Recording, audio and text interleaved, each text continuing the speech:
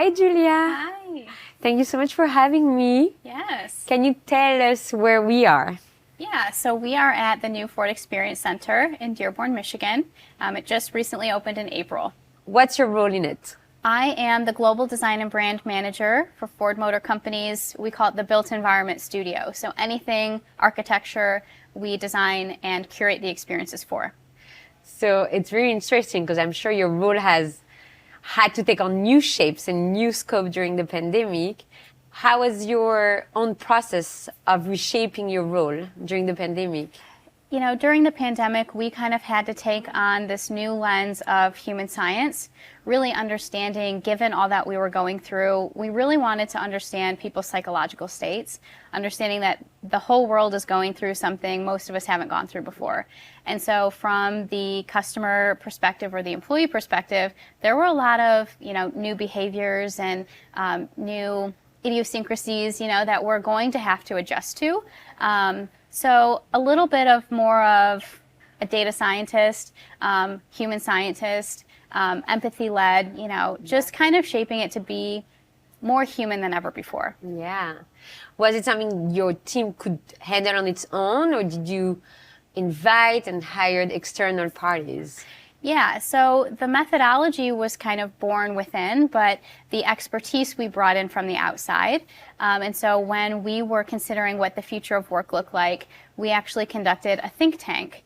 And we brought in HKS, which it has a research department within it. So we invited their internal group of behavioral scientists and psychologists and researchers in to really help us through this process.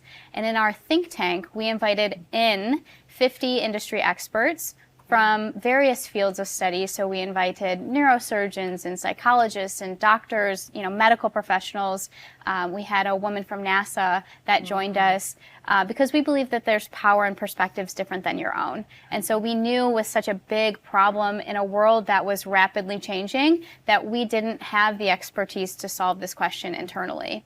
And so we conducted a think tank. And out of that, we got 9 guiding principles, which really shaped our future of work, our workplace policies, and really how we do business today. This is exactly how Ford caught my attention, because Ford was allowing more autonomy and flexibility to all their employees across departments, including people working in manufacturing plants.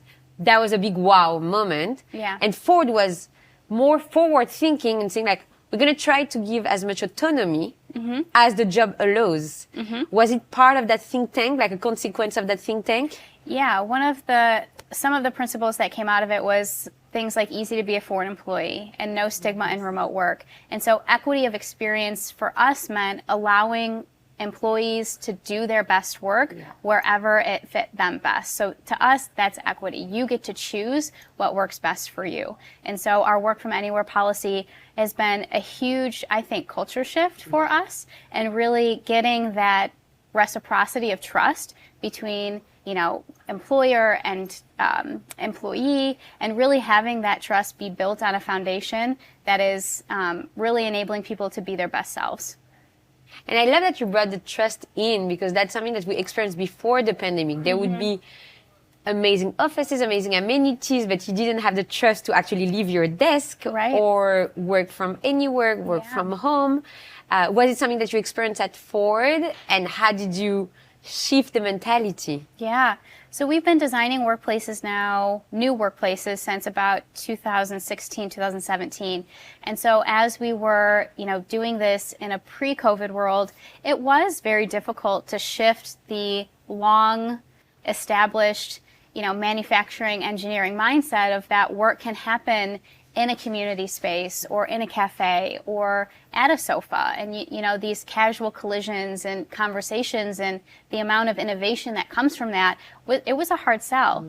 And so as people were forced then to, maybe they didn't have their home office set up and it was couch is my only option as I start out. That mindset we've seen shift dramatically. In our Ford Experience Center on the ground floor, we have these alcoves, carved into the side of the walls, and we see people there working all the time. And so it has been a dramatic shift, I think, in not only behavior, but then the trust that comes out of that behavior. Exactly. Yeah. I think you told me that last week you opened a new office in Atlanta, right? How does design change compared to the one you were designing in 2016, 2017? Yeah, so the study of anthropology kind of couples with neurology and psychology for us at Ford. And so getting that holistic picture of how do people take in information and perceive their environment, then what is their behavioral output of that, and then, the study of groups and different people that might flex through the space over time, or the communities that we're within. So what are the demographics that will be working in this office, and how can we tell our story in a way that will resonate? Has it been an increase in wellness-focused area or wellness-focused discipline during the pandemic at Ford?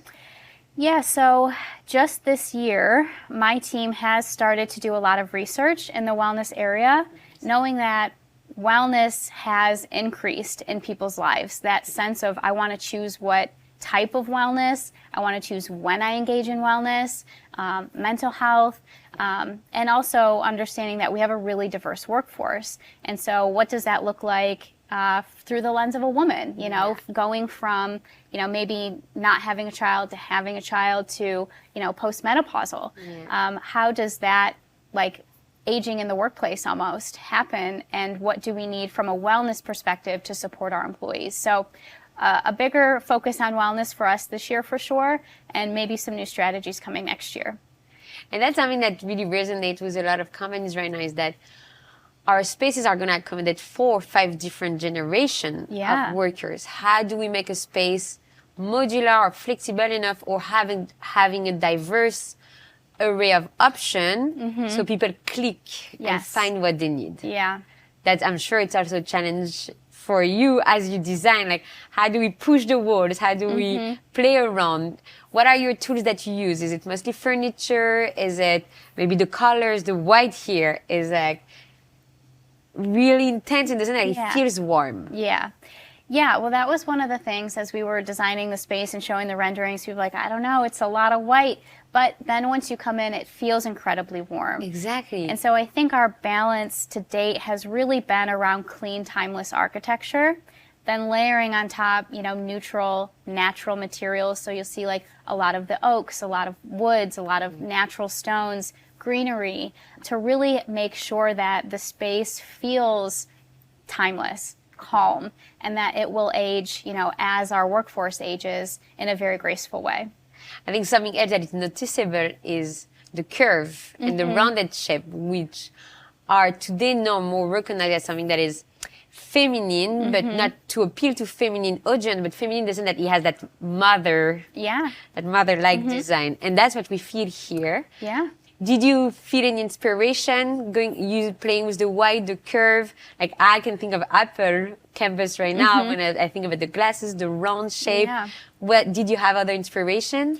I mean, we utilize our brand purpose for a lot of our inspiration. So, when we really dissect our purpose statement, we have 3 key pillars of human, mobility, and sustainability. And so when we tug on the human aspect, really making sure that people feel nurtured and cared for. And so the warmth and the curves and the softness of the facility really help tell that story. And then there's also, the sustainability and innovation. So, the edge lighting and all of the layers of what this facility has to offer, really to tell that story of innovation and forward thinking that the company is going through right now. Have you ever felt that sustainability had to conflict with human science, or were they actually working hand in hand? I think they're the same, to be honest. When we talk about sustainability internally, it's really not only about planet, but also about people and about human wellness. And so sustainability for us kind of filters through that same lens of human wellness. Are you finding that your team is going more into experiential design, trying out and see how people react? Or are you going full on when you have a strong assumption about something? Yeah, I mean, we believe that design is iterative, and it's highly unlikely that you'll get it right the first time. So always having that period of not only internal feedback before it launches to make sure we're getting a diverse perspective, but doing a pilot, getting sensor data and feedback, and then adjusting before we roll it out globally. So that testing period is an integral part of our design process. So what I'm hearing is also getting the buy-in from the audience. Yes. That's why that's a pilot. We're trying it out. Please give us Yeah. feedback so we know what's working, what's not working. Yep, pilots, focus groups. I think no matter what we do or where we move, I think making people feel a part of the journey also helps adoption and culture. So always looking for feedback from employees. Amazing. Julia, that was an amazing conversation. Thank you. Thank you so much for agree. sharing. Absolutely.